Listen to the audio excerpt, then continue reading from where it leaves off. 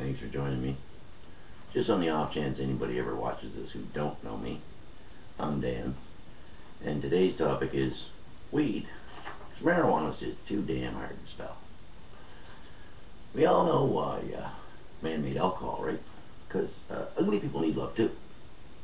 But us potheads have figured out why God made weed. Because sometimes people like us have to put up with people like them. And I have conclusive proof that marijuana is an effective painkiller. Because when I'm stoned, they ain't nearly so much pain in the ass. I like to set the record straight on something about marijuana. Marijuana does not make you lazy and apathetic. It just makes you okay with being lazy and apathetic.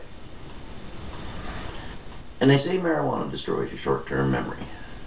Well, if that's true, how come I never forget where I put my weed? And I say even if it does, so what? I mean, I can't speak for you folks, but I didn't do nothing last week worth thinking about again. You know, I say short-term memory, big deal. It's kind of like that speech you get. When you die, you'll have 10 pounds of undigested red meat in your colon. I say, huh? Sorry, you start a sentence. When you die, I kind of lose interest because I'm dead. Why do I care? Right? And they say marijuana burns brain cells. Well, the good Lord gave me these brain cells. And he did not give me a list of do's and don'ts as to how I can burn them up.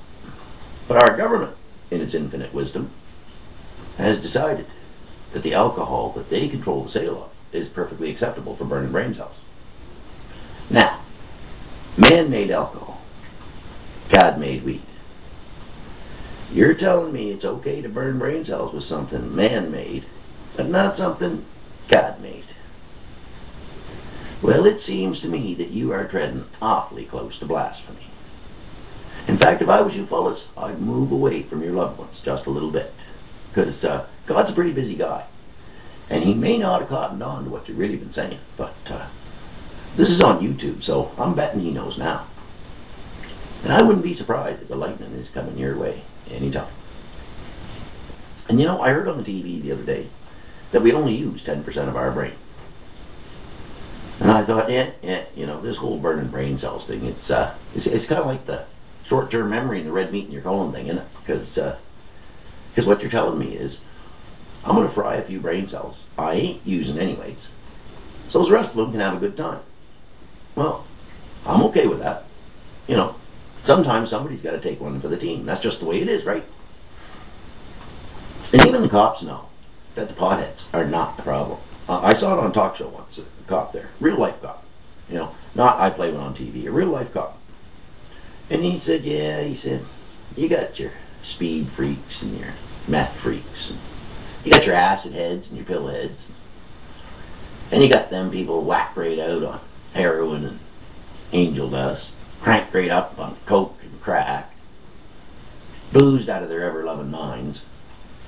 And they're out there driving around and causing accidents, and robbing and stealing and raping and killing and committing all sorts of mayhem. Now your pot smoker is home, sitting on the couch. Because a bunch of pot smokers may come up with some pretty crazy ideas. But what they will not do is come up off the couch.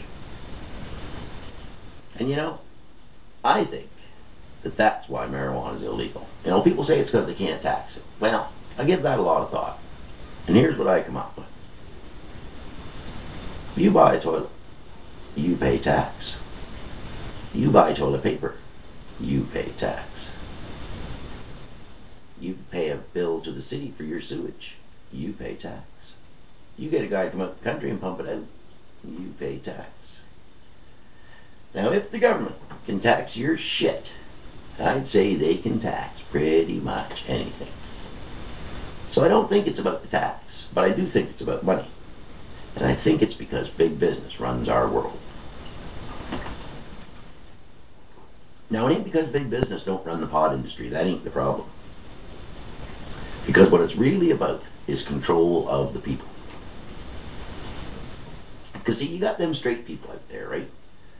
And they're out there doing this and that, and they're going to dinner, and they're remodeling the kitchen, and they're buying new clothes, and they're buying new cars, and they're going to the boat show, and the trade show, and the home show, and the RV show, and they got to have the latest 3D, Blu-ray, HD, them damn TVs you can't read the name of, you know? And they're out going bowling and to the movies, and to hear the latest bands, and out there all the time doing this and that, and spending money. Because that's what big business told them they need to make them happy. Now the pot smoker is home, sitting on the couch. He is stoned out of his gourd, and he don't need a damn thing to make him happy. Because he is doing just fine right where he is. And you know where he is probably sitting in front of the television. And his mind is so blank that all them advertising dollars are just totally wasted on him. Because you ain't going to convince him he needs to get up and get a damn thing. Well, now the Doritos and the Hershey bar people might have a shot, but everybody else is drawing dead. And you know, if you ever wonder for a minute about whether or not people don't matter a damn and money's really running this thing, just take a look at what's on TV any night of the week. I couldn't burn as many brain cells with a pound of weed as I could burn in one evening of prime time. I mean, reality television, sweet Jesus have mercy. Did we really need another show about who's the best dancer? And of course there's the granddaddy, Survivor. Hey, let's take a bunch of people, we'll chuck them in the jungle, we'll make them do stupid pet tricks, and we'll let them backstab their way to $1 million. And we'll tell people it's reality. Well, maybe in a federal election, but it ain't my reality. Of course, thrown in the jungle, stupid pet tricks and backstabbing. You leave out the $1 million part, it is kind of like a marriage. But I don't think nobody wanted to make a reality show of that. Of course, they did make The Biggest Loser, and The Biggest Loser couples, and The Biggest Loser families, and The Biggest Loser neighborhoods. I mean, what do they have? A room full of people that do nothing but think of ways to group up fat people? But you know the worst one of all? The worst one of all is that one about them Playboy girls. Because here you got a reality show about a bunch of women who got famous being naked on a station that don't show nudity.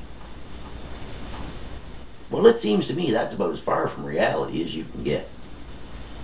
In fact, I said that the other night at poker. One of the boys said, "You don't like the Playboy girls? You're an asshole." Oh, I said, well, you've had your head up enough of them to qualify you as an expert. Thanks for staying with me. Hope to see you again. Until next time, remember, life don't look at the cards. It just deals them.